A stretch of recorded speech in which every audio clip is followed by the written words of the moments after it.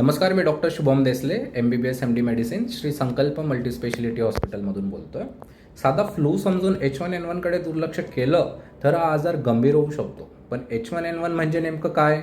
H1N1 म्हणजे swine flu. हा influenza ए या व्हायरसमुळे होणारा श्वासनाचा संसर्ग आहे. याची सुरुवात अनेकदा ताप, घसा दुखणे, खोकला, सर्दी, अंगदुखी, डोकेदुखी आणि प्रचंड थकवा याने होते. हा संसर्ग प्रामुख्याने खोकताना किंवा शिंकताना बाहेर पडणाऱ्या थेंबांपासून पसरतो.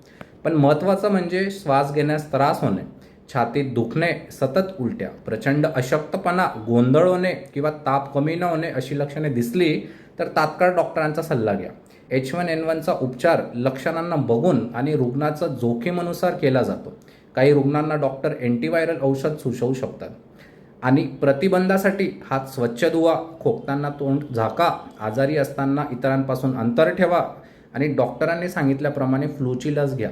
फ्लू साधा वाटला तरी गंभीर लक्षणांकडे दुर्लक्ष करू नका.